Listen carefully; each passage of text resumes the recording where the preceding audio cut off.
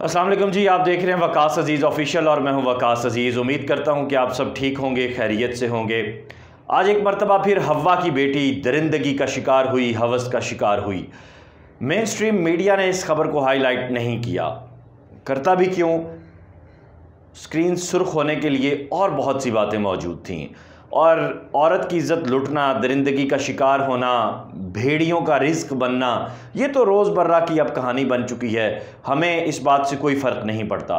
लेकिन यहाँ कहानी थोड़ी सी डिफरेंट है। ये मेरी ही एक स्टोरी है जिसको मैंने बहुत दिनों के बाद और इस गरीब ख़ानदान की मिन्नत तरले करने के बाद कि आप अपने हक़ के लिए आवाज़ बुलंद कीजिए, क्योंकि इनके इलाके के जो रुआसा थे, जो इनके इलाके के बड़े लोग थे, जिन्होंने इनको 3 माह तक अपने घर में रखा और जिनसी ज़्यादती का निशाना बनाया और जुल्म की इंतहा कर दी, बर्बरियत की इंतहा कर दी, यानी ज़मीन शक हो जाए, लफ्ज़ नहीं है मेरे पास।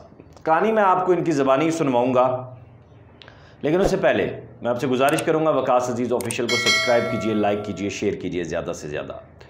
कहानी कहीं और की नहीं है, कहानी नए पाकिस्तान की है, कहानी किसी और मुल्क की नहीं है, ममलुकत खुदादाद की है। ये वाक़या, ये बुनियादी तौर पर ये है असल दहशतगर्दी, और कोई और इलाका नहीं है, पंजाब है। और पंजाब का वही इलाका है जहाँ पे ज़ैनब को तशद्दुद का निशाना बनाया गया, यानी कसूर, और कसूर के आगे डिस्ट्रिक्ट पत्तों की। इसका अब हदूद अरबा आपने इस सबसे जान लिया होगा। वाक़या क्या हुआ, कहानी कैसे शुरू होती है, जुल्म क्या हुआ, ये कहानी का लफ्ज़ मैं सिर्फ़ और सिर्फ इसलिए इस्तेमाल कर रहा हूँ कि हम अब इन वाक़यात को बजाय कुछ सबक सीखने के, आगे बढ़ने के, मैच्योर होने के, कहानियाँ बनाकर तलज़्ज़ुज़ के लिए, यानी मज़े लेने के लिए, और मज़े ले लेकर सुनाते हैं।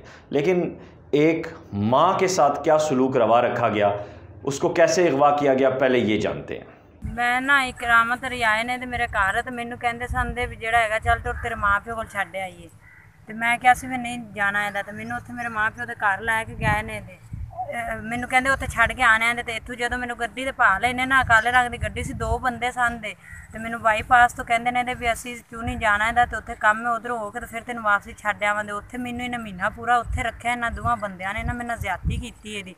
इत्थों मैनू चुक्या ने तो मैनू कंगनपुर लै गए। बच्चे मेरे चारे मेरे कोल है सी, मेरे बच्चों ने लैदा की रखे ने, मेरे बच्चों को मारते कुटते सन। निक्के बच्चे ने जो दुध पीना होंदा सी उदों आते सन लैके, तो फिर इनू लै जाते सन, तो मैं कहती सी मैनू बाहर कढ़ दे, मैनू मारते कुटते सन।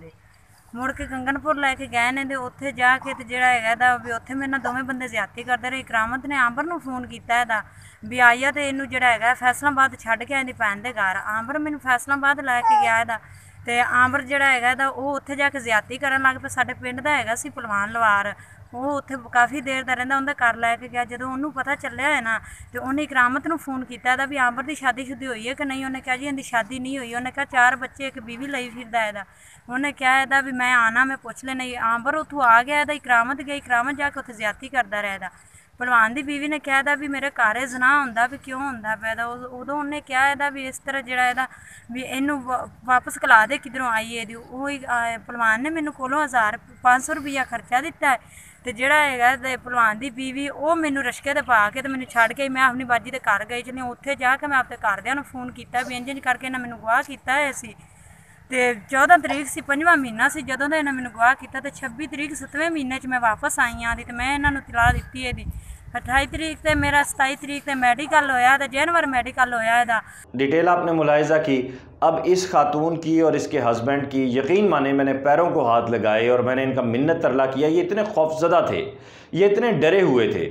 हमारा जो गांव देहात के अंदर एक जो बड़ा सरपंच होता है, जो चौधरी होता है, जिसका काम ही जो दीगर तबकात से जुड़े हुए लोग हैं, मुख्तलिफ़ पेशों से जुड़े हुए लोग हैं, उनको कमी कमीन और नीच समझना, ये वही हिंदुआना स्टाइल है, ये वही जाहिलाना रसूम है जिसके लिए हम अरबों को बुरा भला कहते हैं, लेकिन हमारे अंदर भी आज ही उसी तरह बदरजा उत्तम मौजूद हैं।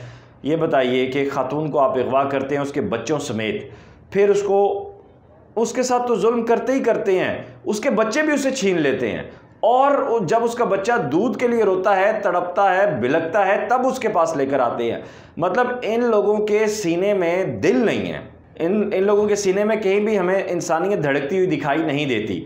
और फिर उस पर सितम बालाए सितम, वो औरत जब वहाँ से भागती है, एक रिक्शा ड्राइवर उसकी मदद करता है, 500 रुपया उसकी जेब में डालता है, उसके घर उसको पहुँचाता है, तो उस पर भी बस नहीं किया जाता। इसके खामन का ये कहना है कि जब उसे अगवा किया गया उस दौरान मुसलसल उसको भी थ्रेट दिए गए, उसको भी धमकियाँ दी गई, और फिर जब वो घर पहुँचती है उसका खामन उसे पुलिस के पास लेकर जाता है, तब क्या होता है, थानेदार जो इलाके का है सराय मुगल का, वो इसको क्या कहता है, ज़रा ये सुने आप खुद। मार के क्यों नहीं आया, कतल क्यों नहीं करके आया? मैं आख्या जी मैं इन्हू कतल करके आप फाय लग जावा। उल्टा मैनू आंदा जी तू पैसे पूसे 50-60 हज़ार रुपया लैके ते इन्हां नाल सुलह कर, अंदर खाते मैं तेरी हिमायत करना। तो मैं आख्या जी मैं इज्जत बेचना है, तो उल्टा मैनू कहंदा जी तू है कंजर है, तू है दल्ला। अब एक गरीब मजदूर, उसके पास उसकी क्या होती है, इज्जत। उसके पास उसकी वाहिद खुशी का सहारा क्या होता है, उसके बच्चे। जब वो दिन भर का थका हारा मेहनत मजदूरी करके अपने घर आता है तो उसे जो खाने के लिए 2 लुक़मे अपने बच्चों के साथ बैठकर नसीब होते हैं, वही उसकी ज़िंदगी की वाहिद मुसर्रत होती है। आपने इस शख्स से इसकी वाहिद मुसर्रत छीन ली, इसकी वाहिद खुशी छीन ली। कितनी मुश्किल से इसने अपने बच्चों के बगैर और अपने अहले खाना के बगैर ज़िंदगी गुजारी होगी, ये तो अलग कहानी है। उस पर अजियत ये कि इलाके का जो जागीरदार है, इलाके का जो चौधरी है, इलाके का जो सरपंच है, इलाके का जो MPA है, इलाके का जो बदमाश है, वो सब इसको ना सिर्फ डरा रहे हैं, धमका रहे हैं, बल्कि इतना जुल्म कर रहे हैं कि जब ये FIR दर्ज करवाने के लिए जाता है तो इसको SHO साहब कहते हैं कि तुमने इसकी अपनी बीवी की गर्दन क्यों नहीं उतारी। यानी ऐसे जाहिल लोग हमारे पंजाब पुलिस में मौजूद हैं, इतने जाहिल SHOs मौजूद हैं, ये कानून के मुहाफिज हैं, ये रखवाले हैं कानून के। पंजाब पुलिस यानी रेप और उसके साथ जो ज़्यादती के मामलात हैं उनमें लोगों को तहफ़्फ़ुज़ देने की बजाय प्रॉपर ऐसे माफिया को सपोर्ट कर रही है कि वो ये सारे काम करे और पुलिस की पुष्टपनाही और पुलिस की सरपरस्ती की आड़ में करे। जब ज़ैनब मर्डर केस हुआ था तब भी ब्लैक पोर्न वाला इशू मैंने ही हाईलाइट किया था अपने सोशल मीडिया से, और आज ये बात खुलकर सामने आ चुकी है और ज़राए भी इस बात की मुबैना ज़राए भी इस बात की तस्दीक करते हैं कि हमारी पंजाब पुलिस ही इन तमाम माफियाज को सपोर्ट कर रही है। अब ऐसे में किससे बात की जाए? वज़ीर आला पंजाब से की जाए, सूबाई वज़ीर कानून राजा बशारत से बात की जाए। राजा बशारत, वो राजा बशारत जो साने साहिवाल में उन्होंने जो स्टेटमेंट्स दी और आज तक जो उन्होंने मकतूलीन को जो सपोर्ट किया, ये वो राजा बशारत हैं जो पंजाब में कब्ज़ा माफिया को सपोर्ट कर रहे हैं। इनसे जो है इंसाफ की अपील की जाए, वज़ीर आज़म इमरान खान साहब से इंसाफ की अपील की जाए, बुशरा बीबी से अपील की जाए। किससे इंसाफ मांगा जाए? चीफ जस्टिस ऑफ पाकिस्तान से? नहीं, इनमें से कोई भी इंसाफ नहीं दे सकता। क्यों? इन सब के सीने में दिल नहीं है। ये सब पाकिस्तान को सिर्फ लूटने के लिए, खसूटने के लिए, माल बनाने के लिए आए हुए हैं। कहाँ आप हज़रत उमर फ़ारूक की मिसालें देते हैं? कहाँ आप हज़रत अबू बकर सिद्दीक़ की मिसालें देते हैं? कहाँ आप मदीने की रियासत की बात करते हैं? ये मदीने की रियासत है कि और एक औरत जब उसके साथ ज़्यादती होती है और उसका जब मेडिकल किया जाता है तो उसको क्या SHO कहता है, ये भी ज़रा आप खुद सुन लें। मैनू करो इकरामत अगवा करके लै गया सी ਤੇ ਮੈਨੂੰ ਸਿੱਧਾ ਚੂਨੀ ਲੈ ਕੇ ਗਿਆ ਹੈ ਤੇ ਚੂਨੀ ਜਦੋਂ ਗਿਆ ਮੈਨੂੰ ਫਿਰ ਕੰਗਨਪੁਰ ਲੈ ਕੇ ਗਿਆ ਹੈ ਤੇ ਉੱਥੋਂ ਫੈਸਲਾਬਾਦ ਲੈ ਕੇ ਗਿਆ ਹੈ।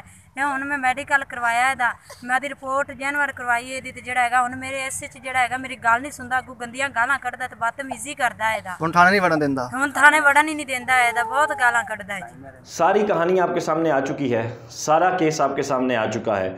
कितना रोऊं, कितना पीटूं, कितना वावेला करूं, किसको बुरा भला कहूँ, कितना बुरा भला कहूँ। जब ये सारी बातें मैं सोचता हूँ, ये सब मैं देखता हूँ तो मेरा खामोश होने का दिल करता है। खुदा गवाह है कि इस वाक़े के पीछे पड़े हुए मुझे कई दिन हो गए हैं और ये लोग इतने खौफज़दा थे, इतने डरे हुए थे। बमुश्किल जाकर इन लोगों ने ये डर डर कर बयान दिया है और उसके ऊपर भी इन्होंने कहा कि वकास साहब हमें हमारे बच्चों समेत मार दिया जाएगा खुदा न खास्ता।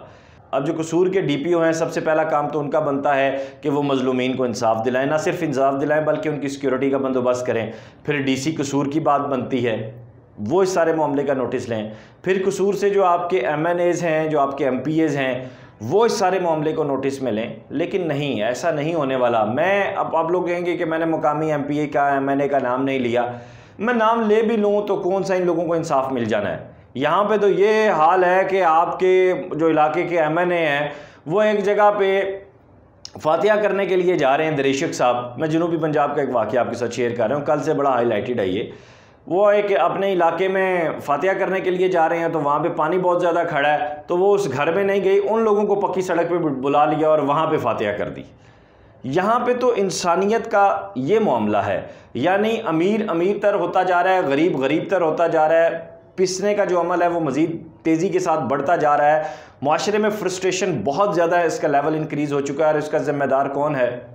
हमारा दानिश्वर तबका, हमारा पढ़ा लिखा तबका, और फिर उसके बाद हमारे मीडिया में जो माइंड मेकर्स बैठे हुए हैं, ये इसके बराह रास्त ज़िम्मेदार हैं। यकीन कीजिए, यही औरत, यही वाक़या आज कोई इंटरनेशनल NGO उठा ले तो दूसरी मुख्तारा माई आपको मिल जाए। मैं बिल्कुल वाइड एंड क्लियर बात कर रहा हूँ, लेकिन इसकी गरीब की रसाई नहीं है NGO तक। सो अभी तक आपको कोई दूसरी मुख्तारा माई बनती नहीं दिखाई दी। आज के वीलॉग का मकसद, ये सारी कहानी आपके सामने, इसकी इन्वेस्टिगेट करके आपके सामने लाने का मकसद सिर्फ़ और सिर्फ इतना है, कोई नया पाकिस्तान नहीं है, कोई तब्दीली नहीं है। गरीब उसी तरह पिस रहा है और उसी तरह उसके ऊपर जुल्म हो रहा है। गरीब की जोरू, सबकी भाभी। सिर्फ इस औरत का कसूर इतना था कि ये खूबसूरत है और एक गरीब घर में ब्याही गई है, और इलाके का जो बदमाश है, जो जागीरदार है, उसके पालतू कुत्तों की नज़र इसके ऊपर पड़ गई और उसके बाद फिर इसके परखच्चे उड़ा दिए गए। अब कहानी आपके सामने है, इंसाफ नहीं भी मिलेगा तब भी इसने वहाँ पे ब्लैकमेल होते रहना सारी ज़िंदगी के लिए। अगर FIR दर्ज भी हो गई तो FIR की हद तक ही होगी, उस पर कोई गिरफ्तारी अमल में नहीं आएगी, क्योंकि पुलिस जो है वो ख़ुद पुश्तपनाही कर रही है। मकामी जो SHO है, उसने ज़राए का ये कहना है, मुबैना ज़राए का ये कहना है कि उसने बाकायदा पैसे पकड़े हुए हैं, क्योंकि अगर उसने पैसे ना पकड़े होते तो वो कभी भी इस तरह की बात ना करता कि तुमने अपनी बीवी को कत्ल क्यों नहीं किया, 50-60 हज़ार रुपया लेके आप सुलह क्यों नहीं कर लेते। ये आपकी पुलिस है इमरान खान साहब, ये आपके वसीम अकरम प्लस उस्मान बुज़दार साहब हैं, ये हैं जी शहजाद अकबर साहब का पाकिस्तान, ये है जनाब फैज़ुल हसन चौहान साहब का पाकिस्तान, ये है जनाब इमरान खान साहब का पाकिस्तान।